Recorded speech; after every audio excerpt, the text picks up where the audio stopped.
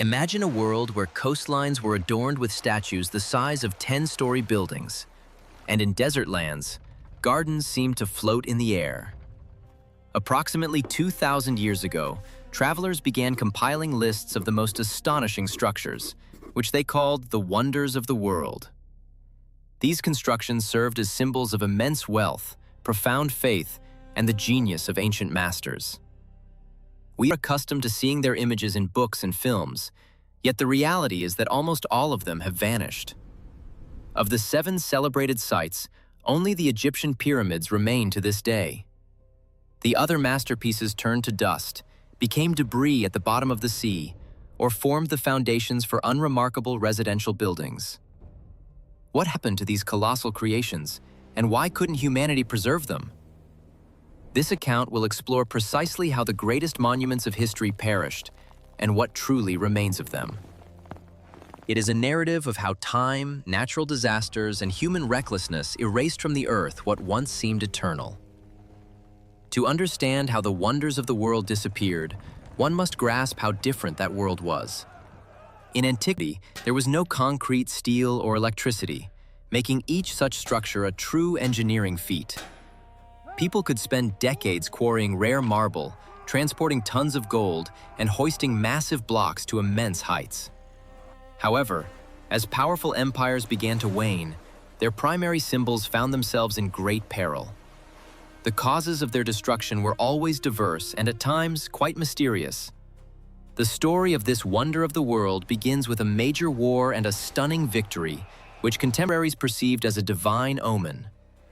In 305 BCE, the formidable fleet of General Demetrius Poliorcetes, who employed advanced siege technologies for the era, approached the shores of Rhodes.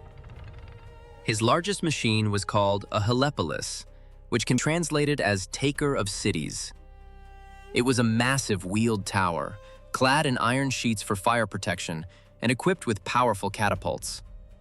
The people of Rhodes heroically defended themselves for an entire year, utilizing all their resources. Consequently, Demetrius was forced to retreat, abandoning all his equipment on the coast. Such astonishing twists of fate offer a fresh perspective on history. If you find these stories intriguing, remember to subscribe to the channel. Rather than simply salvaging the abandoned machines, the citizens decided to transform these symbols of war into a monument to their freedom. They profitably sold the siege towers and hired the renowned sculptor Chares to create a statue of the sun god Helios. The initial project was quite modest, but the ambition of the people of Rhodes steadily grew. First, they commissioned a statue 18 meters tall, but then decided to double its height. The sculptor agreed, failing to calculate that a 2-fold increase in height would lead to an 8-fold increase in material consumption. The construction of the monument began in 292 BCE and took 12 years. To lift the heavy parts to such a height, Chares employed an unconventional method. An enormous earthen ramp was built around the statue, growing in size as the monument rose. When the work was complete and the earth removed, a gleaming bronze colossus, 33 meters tall, stood before the people.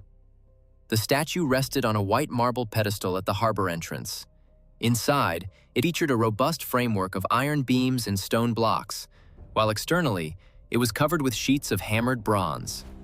Sunlight reflected off the metal, allowing sailors to see the statue's dazzling glow from many kilometers away. The lifespan of this giant, however, proved surprisingly short.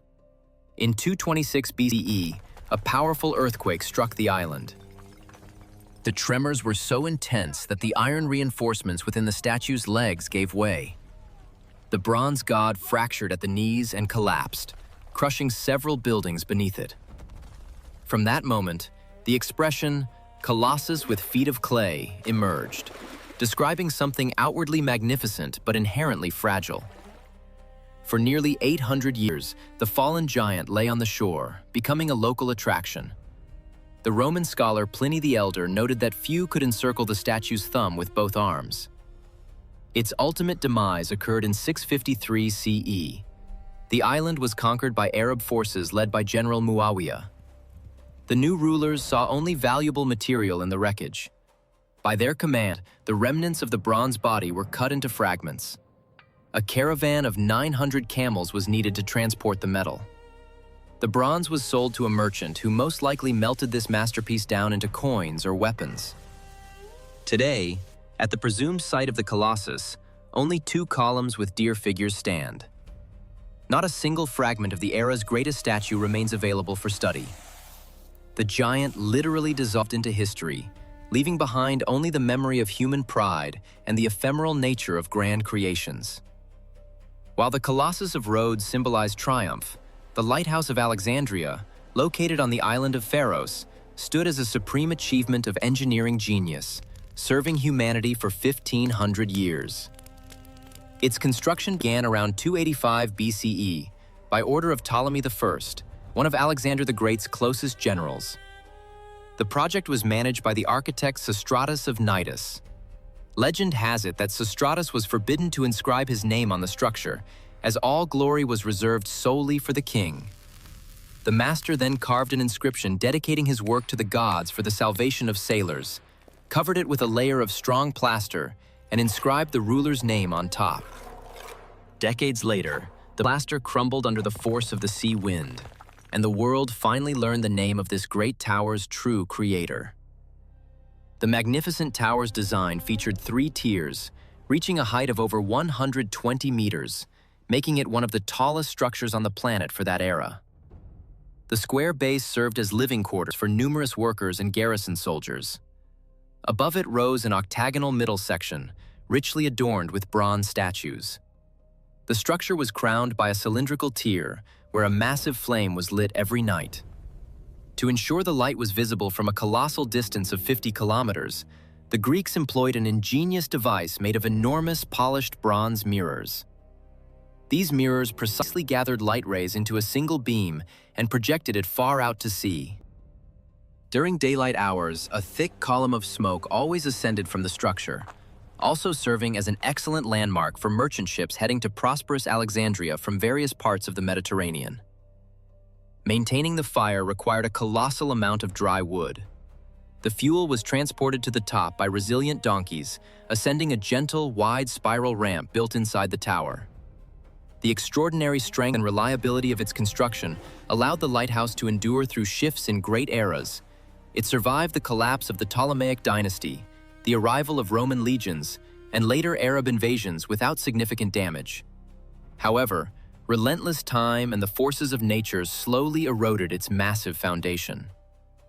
The first truly devastating blow struck in 796 CE, when a powerful earthquake toppled the entire upper section of the structure, along with its unique lighting system. From that moment, the lighthouse lost its original purpose, becoming for many years merely an ordinary watchpost for coastal observation. Sometime later, Arab authorities attempted a restoration, but a mosque dome was erected on the summit instead of a fire signal. It is to this period that a mysterious story about a Byzantine spy belongs. Legend claims that the Byzantine emperor sent an agent to the caliph, who managed to gain the ruler's trust and instill in him the idea of Alexander the Great's immense treasures, supposedly hidden beneath the tower's foundation. Believing this tale, the caliph ordered the immediate dismantling of the structure. Before the deception was exposed, workers had already managed to remove the famous mirrors and dismantle part of the upper levels. Even if this story is merely historical fiction, it was precisely incompetent intervention in the tower's structure that initiated its rapid decline. The lighthouse's ultimate fate was sealed by natural forces. 2 exceptionally powerful earthquakes, occurring in 1303 and 1323, finally reduced what remained of the tower to a chaotic jumble of colossal stone fragments. When the renowned traveler Ibn Battuta arrived in Alexandria in 1349, he bitterly noted in his writings that the tower was in such a dilapidated state that entering it was no longer possible. Massive blocks of white marble and granite were scattered along the coast and in the shallow waters, slowly sinking into the muddy seabed. In 1477, Sultan Qaitbay decided to utilize this strategically important location to defend the city against enemies. By his decree, a formidable fort was erected on the lighthouse's surviving foundation, which still stands today. To significantly save time and materials, the builders repurposed the dressed stone blocks of the destroyed wonder of the world. Thus, the Lighthouse of Alexandria effectively became part of the thick walls of a medieval fortification. Later, in the late 20th century, specifically in 1994, French underwater archaeologists discovered hundreds of fragments of ancient statues and colossal stone slabs, weighing up to 70 tons, on the seabed of Alexandria's bay. These were genuine pieces of the Great Lighthouse, either discarded into the sea during the fort's construction or toppled there by destructive earthquakes. Stories about such grand structures and their fates always spark keen interest. To ensure you don't miss other similar tales, consider subscribing to the channel. Unlike the lighthouse or the Colossus roads, which were tangible objects with archaeological fragments found, the Hanging Gardens of Semiramis remain the most mysterious entry on the list of wonders of the world.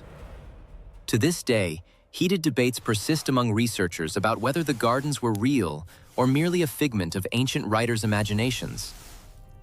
The most widespread legend states that the gardens were built in the 6th century BCE by order of the Babylonian ruler Nebuchadnezzar II. He commanded this man-made marvel to be created as a gift for his wife, Amytis, who hailed from verdant and mountainous Media. The queen greatly missed the cool forests and fragrant flowers amidst the hot and dusty Babylon, and thus, her husband intended to present her with a true mountain landscape right in the middle of a flat plain. From an engineering perspective, this structure presented an incredibly difficult challenge for its era. The gardens appeared as a 4-tiered pyramid, connected by spacious staircases made of pink and white stone. At the base of each level lay heavy stone slabs, which were covered with a layer of asphalt-impregnated reeds, followed by 2 rows of bricks. On top of this, lead sheets were laid to prevent irrigation water from seeping to lower levels and to protect the supporting structures from decay. Only then was a layer of fertile soil, deep enough for even very large trees to take root, added. From a distance, it appeared as if the dense tree canopies were suspended directly in the air, giving the gardens their famous name. The irrigation system was one of the key engineering marvels.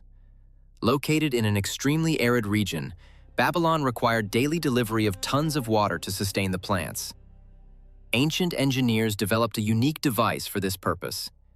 Hidden within one of the supporting columns were pipes that ensured continuous elevation of water from the Euphrates River to the uppermost level. This process was powered by gigantic wheels with attached leather scoops, set in motion by slaves. From the top, water descended through a system of artificial streams and cascades, creating a pleasant humidity and coolness throughout the complex. This marked humanity's first example of a large-scale irrigation system implemented within a multi-story structure. The decline of this wonder of the world began almost immediately after Alexander's death. The great conqueror was so captivated by their splendor when he captured Babylon in 331 BCE that he decided to make the city his capital. Legend says he spent his final days in the shade of these gardens, enjoying the peace and fragrance of exotic plants. Curiously, the structure bears the name of the Assyrian queen Semiramis, who ruled 2 centuries before Nebuchadnezzar. Perhaps ancient historians conflated different legends or simply made a mistake with the names. The gardens flourished for about 200 years. After Alexander's death, the city fell into disrepair, leading to the destruction of the complex irrigation system. Without a constant supply of water from the Euphrates, the plants quickly perished under the scorching sun. The tree roots, which had previously stabilized the soil, died off, and the terraces began to crumble. Frequent floods in the region undermined the unbaked brick foundation. Unlike the Egyptian pyramids built from durable stone, Babylonian structures made of clay rapidly turned into shapeless mounds without proper maintenance. Today, at the presumed site of the gardens, only dusty trenches can be seen in the middle of the Iraqi desert. By the 1st century CE, all that remained of their former splendor were ruins, which the Roman historian Strabo described as broken arches and empty terraces. Over time, sands completely buried the remnants of the structure. In the 20th century, archaeologist Robert Koldewey, during excavations in Babylon, discovered an unusual foundation with a deep well and an extensive network of canals, convinced that these were the legendary gardens. However, modern scholars propose an alternative hypothesis, suggesting that the gardens were actually located in the city of Nineveh and were created by the Assyrian king Sennacherib. This version explains the absence of any mention of such a grand project in Babylonian texts. Regardless, the hanging gardens of Semiramis vanished without a trace, leaving behind not a single fragment.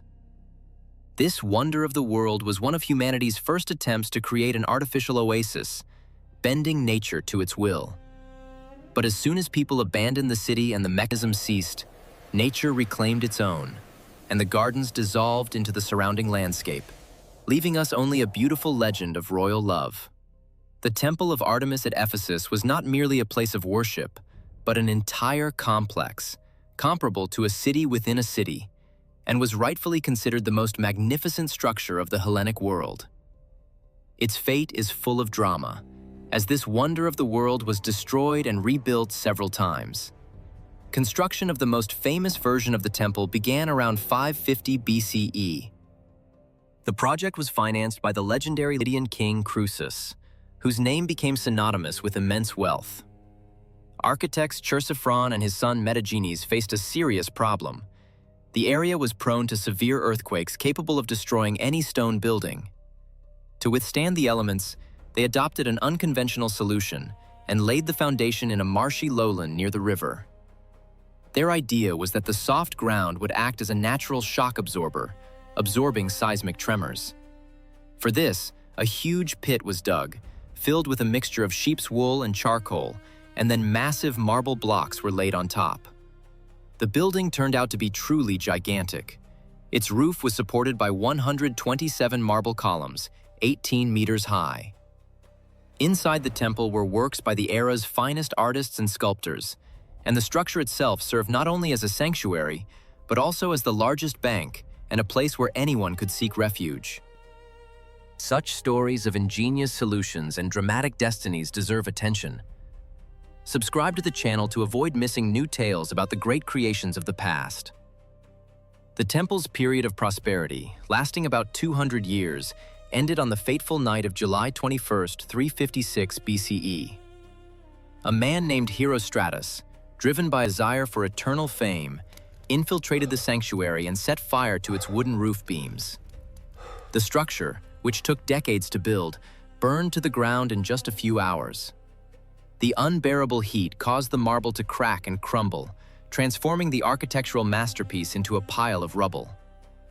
Legend has it that on this very night, as flames consumed the Temple of Artemis, Alexander the Great was born in distant Macedon. The citizens of Ephesus severely punished the culprit and resolved to erase his name from history forever, but achieved the opposite result. Herostratus's name became an immortal symbol of the barbaric destruction of beauty. When Alexander the Great matured and conquered these lands, he offered the Ephesians his help in rebuilding the temple, but with one condition: his name had to be inscribed on the facade.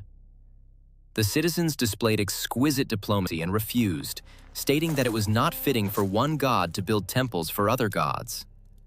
Ultimately, the sanctuary was rebuilt with public funds by 323 BCE, becoming even more magnificent than before. It stood for several centuries and survived even during Roman rule. The decline of the Great Temple began with the spread of Christianity and the weakening of the Roman Empire. In 263 CE, Gothic tribes raided Ephesus, resulting in the plundering of treasures and severe damage to the building itself. The final blow to its history was delivered by Emperor Theodosius I's decree in 391 CE, which prohibited pagan beliefs. The Temple of Artemis was officially closed and began to be used as a source of building materials. Expensive marble slabs were sent to Constantinople to adorn the Hagia Sophia, while local residents burned the remaining columns for lime for their own needs. Paradoxically, the marsh, which once protected the sanctuary from seismic tremors, ultimately destroyed it.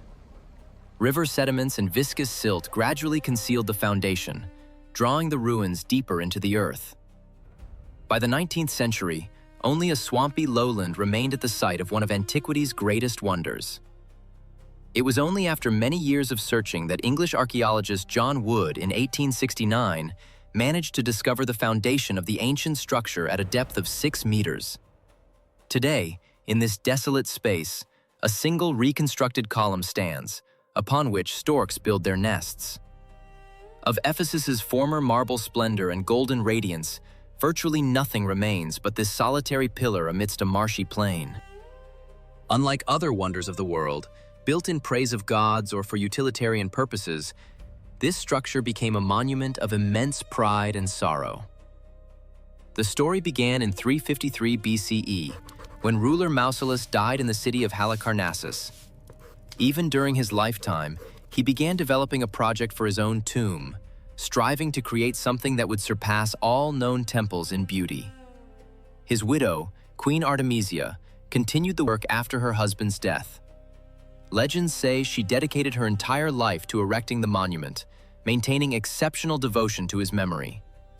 The finest Hellenic masters of the era were invited to construct the tomb. The mausoleum turned out to be truly unique, as it combined features of 3 different architectural styles. It was an impressive rectangular building, 45 meters high.